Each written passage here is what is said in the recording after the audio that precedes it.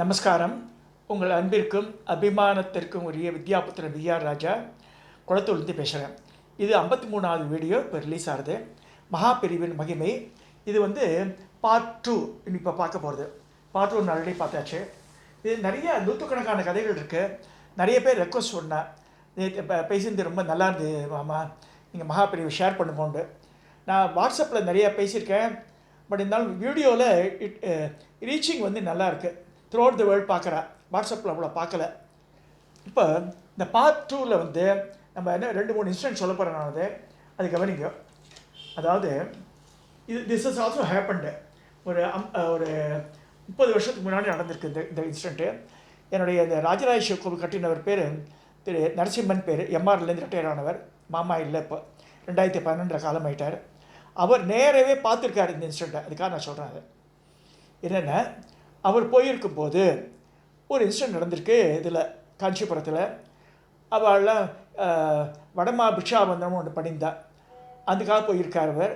அந்த மாதிரி இருக்கும்போது என்ன ஆயிருக்குன்னா, இதுலேருந்து நெய்வேலி லிக்விட் கார்பரேஷன்லேருந்து நிறையா பேர் வந்திருக்கா.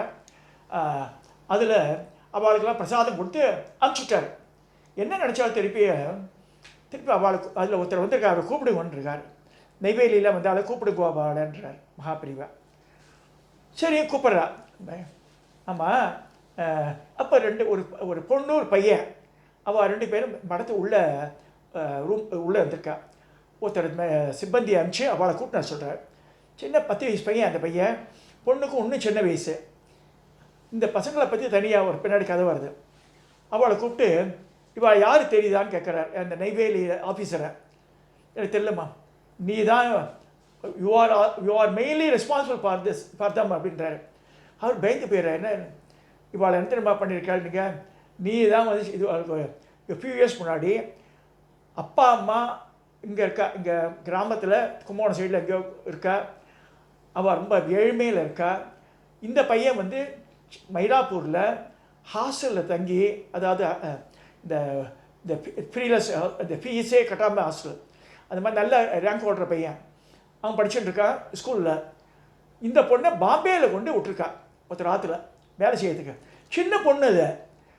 அந்த வாரத்தில் கொண்டு பண்ணி பால்கனியில் படிக்க வச்சுருக்கா அந்த பொண்ணை. பிராமணா. Just imagine. நம்ம எப்படி இருக்கணுன்றதுக்காக சொல்ல வரேன் இங்கே.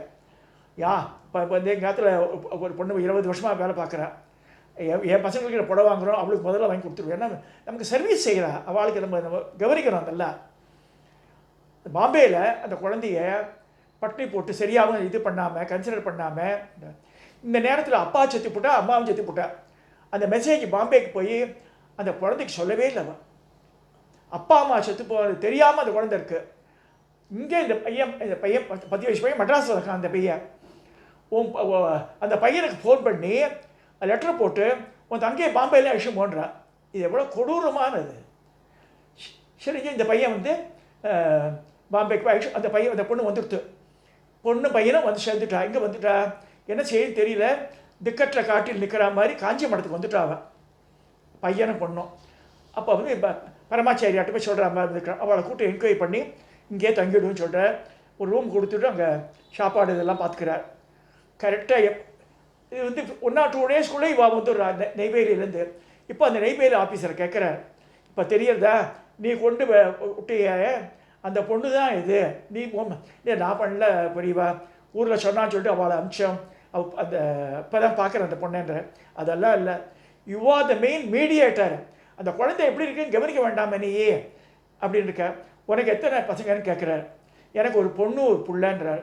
அவளோட ஏஜ் ஃபேக்டர் என்னென்னா, இந்த பசங்களோட சின்னது. அவள் அந்த நெய்வேலி ஆஃபீஸரோட பசங்க. இதை நேருக்கு நேராக பார்த்தவர் என்னுடைய ஃப்ரெண்டு நரசிம்மன்றவர். இந்த இன்சிடென்ட் நடக்குது காஞ்சி மடத்தில். நேராக கவனிச்சிருக்காரு, அதை பார்த்துருக்காரு. பார்க்காதவா நிறைய கதை விடுறா. இது நேரம் நடந்ததை சொன்ன அப்புறம் அழுதார். அப்போ பரமாச்சாரியார் சொல்கிறார், அந்த ஆஃபீஸரை கூப்பிட்டு, இந்த பசங்களை அழிச்சும் போ, முதல்ல இந்த பையனுக்கு பூனல் போட்டு அப்பா கர்ம காரியம்லாம் பண்ணட்டும். அப்பா அம்மாவுக்கு பண்ணி முடித்து இந்த பையனை படிக்க வச்சு வேலை வாங்கி கொடுத்து உன்னோட பொறுப்பு. இந்த பொண்ணை நீ வளர்த்து, இந்த பொண்ணு கல்யாணம் ஆன பிறகு தான் உன் பொண்ணுக்கு பண்ணோன்றார். அவர் நெடுஞ்சான் கடியாக கதறி அழுது விழுந்து இருக்கு. அதே மாதிரி அவள் ஊருக்கு அழிச்சும் போயிட்டு அதே மாதிரி பண்ணார். பின்னாடி கதை வருது. எதுக்கு சொல்ல வரேன்னா, நம்ம மனுஷாலே பிராமணான்னு மட்டும் சொன்னால் பற்றி பிரயோஜனம் இல்லை. அவள் எப்படி ஹவு தி பிஹேவ்னு பார்க்கணும். அந்த காலத்தில் ஏன் இந்த மாதிரி இந்த நிஷ்டூரமான இதனால் பிஹேவியர்னால தான் இந்த ஏற்றத்தாழ்வுகள்லாம் வந்து நம்மளை ஏன் மனுஷா வெறுக்கிறா. இப்போ சொல்லுவா இந்த வாழ்லாம் டிகேக்காரா அப்படி பேசுகிறாங்க. ஏன் அப்படி பேசுகிறாவா? இந்த மாதிரி பிஹேவ் பண்ணியிருக்கா முன்னாடி. ஸோ அதனுடைய ரெப்பர்கஷன்ஸ் தான் ஃபேஸ் பண்ணுறான். பிராமணா இந்த குழந்தைகளும் பிராமண குழந்தைகள் பார்த்துட்டாவா பாம்பேயில் இருக்கா. அவள் பிராமணா என்ன பிரயோஜனம்? பிராமணான்னு சொன்னால் மட்டும் போதுமா? அவள் வந்து அந்தணன் என்போன் அறவோன்னு இருக்க அறநெறி தர்மத்தின் பிரகாரம் நிற்கணும். நம்ம பார்த்து குழந்தைக்கு என்ன வேணுமோ அது மாதிரி பண்ணிருக்கணுமா இல்லையாவ? அது மாதிரி பண்ணலையாவ? ஸோ அது இந்த வந்து அப்புறமா வந்து இவருக்கு பாசிபிலிட்டி இருந்தது. பரமாச்சாரியை கூப்பிட்டு கரெக்ட் பண்ணிட்டார். நல்லபடியாக நடந்துட்டுது. இல்லைன்னா இந்த பாவங்களை அந்த குடும்பத்தை தான் ஷேருன்னு இருக்குது. நல்லா புரிஞ்சுக்கோ. நம்ம வந்து இன்றைக்கி பண்ணி ஜாலியாக இருந்துடலாம், நம்ம அவளை இது பண்ணிடலான்னு. இதெல்லாம் பாவம். இந்த சஞ்சித கர்மம்னு இருக்குது, அதில் போய் சேரும். அது இதை வந்து நம்ம வந்து நம்மளால் வந்து மற்றவாளுக்கு எக்காரணத்தை கொண்டு கெடுதல் வரக்கூடாது. நம்ம சாப்பிட்றோமா, அந்த காலத்தை சொல்லுவா வேலைக்காரர்களுக்கெல்லாம் வந்து பழையது போட்டால் பின்னாடி இந்த நிறைய கழனி தண்ணியாட வச்சுருக்கோம், அது சாப்பிட்டா அதெல்லாம் பெருமையே கிடையாது. நம்ம ஆற்றுல 10 மூட்டை அரிசி இந்தாட்டு 1 மூட்டை அரிசி கொடுக்கணும் அவளுக்கு. தர்ம காரியம். அதே முன்னாடி திரும்ப சொல்கிறாங்க. முதல்ல துணி வாங்கும்போது கோவிலுக்கு அந்த ஊர் சாமி, நான் அரியத்துறைக்கெல்லாம் போயிருக்கும்போது 35 வருஷத்துக்கு முன்னாடி அழுக்கு துணி கட்டின்னு இருக்கோம். அம்பாள் மஞ்சள் கலரில் அழுக்கு ஏறி புடவை இருக்கும் சிவனுக்கு. இப்போ அழகழகாக பட்டாவே கட்டிக்கிற அம்பாள். ஏன்னா இப்போ ஜனங்கள் மாறி இதெல்லாம் வாங்கி தரது பிராமணா இல்லை, அப்ராமணா தான் வாங்கி தரா. அதையும் சொல்கிறேன் நான், இது வருத்தத்தோடு சொல்கிறேன். அது நிறையா முதலியார் கம்யூனிட்டி ரெட்டியார் கம்யூனிட்டி எவ்வளோ செய்கிறா சாமிக்கு. பிரதோஷத்தில் இப்போ அவங்க எத்தனை பிராமணா இருக்கா பாருங்களா. மயிலாப்பூர்லேயே பாருங்கள் போய் நிறையா பேர் பார்த்தா இவாக தான் இருப்பா. ஸோ இந்த இறைச்சிந்தனைன்றது இவாக நிறையா வரணும். தர்ம காரியங்கள் நிறையா பண்ணணும், புண்ணியங்களை சேர்க்கணும். அப்போ தான் சஞ்சித கர்மா வராது. ஸோ இது ஒரு இன்ஸ்டன்ட்டு. அடுத்ததாக வந்து பரமாச்சாரியார் இதுக்கு போகிறார், டுவர்ட்ஸ் நார்த் போயின்னு இருக்கும்போது ஆந்திராவில் தங்குறார் ஒரு இடத்துல. அந்த தங்கியிருக்கும்போது ஒரு இதில் ஒரு குக்கிராமம் அது. அங்கே தங்கியிருக்கும்போது அதுக்கு முன்னாடியே ஒரு இடத்துல வரும்போது ஒன்றுமே இல்லை இவாக்கிட்ட. அதாவது அரிசி கிடையாது, பருப்பு கிடையாது, ஒன்றுமே இல்லை மடத்தில்.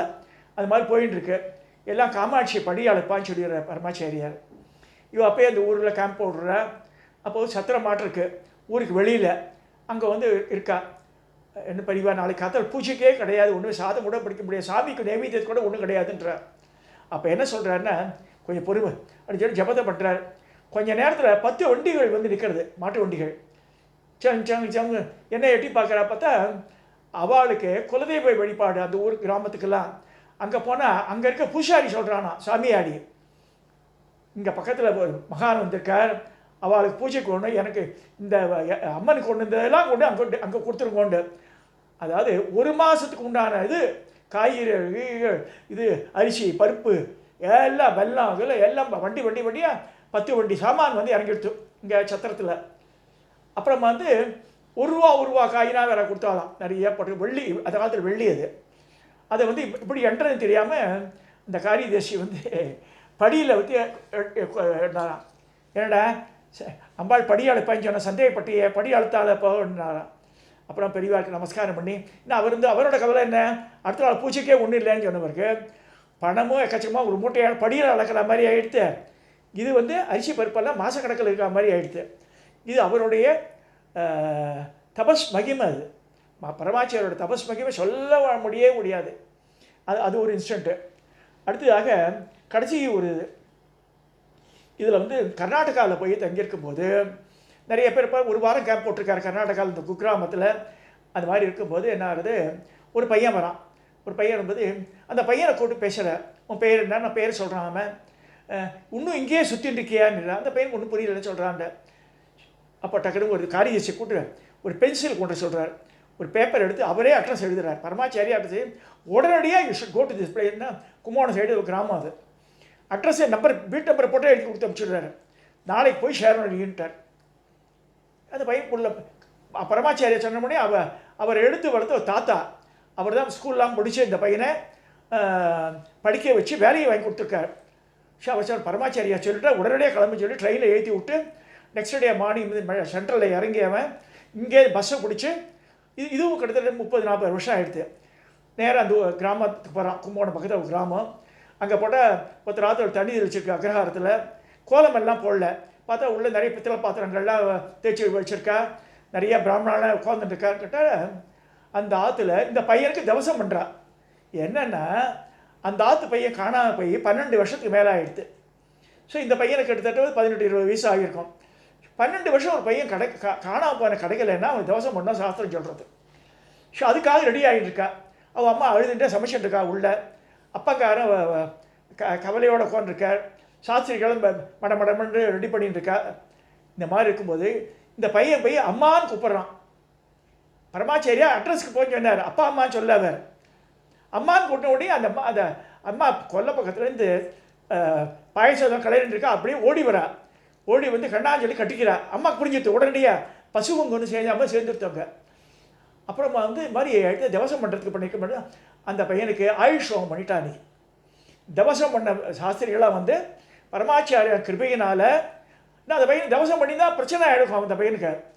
ஸோ அதனால் உடனடியாக போய் அந்த 12ஆம் வருஷம் முடியும் போது எஸ்மின் சேவ்டு அதை சேவ் பண்ணவர் பரமாச்சாரியார் சொல்லி இந்த பரமாச்சாரியா மகிமை 2வது பாட்டை நான் இதோட முடிக்கிறேன்.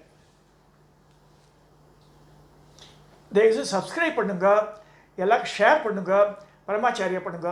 இது